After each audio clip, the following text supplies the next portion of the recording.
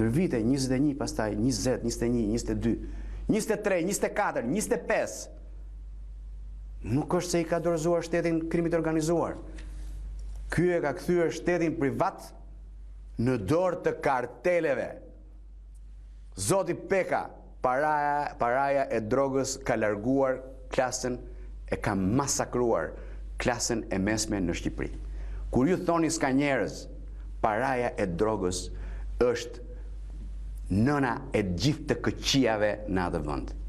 Që nga deformimi ekonomisë, që nga deformimi social, që nga deformimi kulturor, që nga deformimi politik. Kjo Shqipëri i përket Edi Ramës, Shqipëria e frikës, Shqipëria kartel droge, është Shqipëria e Edi Ramës. Janë më të pasur, janë më të fortë, janë më të strukturuar, janë më violent, janë të internacionalizuar dhe janë dhe të pushtetëzuar.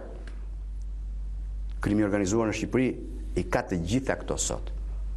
Se ka njerëz në kupolën e policisë, njerëz në qeveri, njerëz në parlament. Trashëgimia që ka për të pasur është krimi organizuar dhe kartelet. Është kryeministri që mbolli, lulëzoi, krijoi, internacionalizoi, pushtetëzoi, pasuroi krimin e organizuar dhe kartelet e drogës.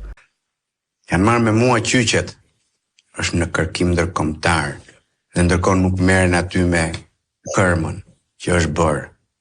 Për kërma, kancerizuar trupi Shqipërisë, ka nevojë për kimio. Ka nevojë për kimio. Dhe kimio duhet t'i referohet njërit nga nenet e kushtetutës amerikane. Kur qeveria është kundër popullit, populli merr në dorë fatet e veta.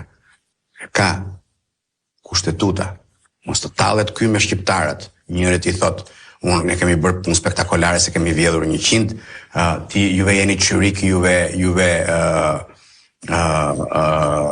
Dibran, juve jeni Kazan, juve jeni baklavaxhinj, juve jeni teneqexhinj, ky batuta xhiu. Nuk është kjo Shqipëria.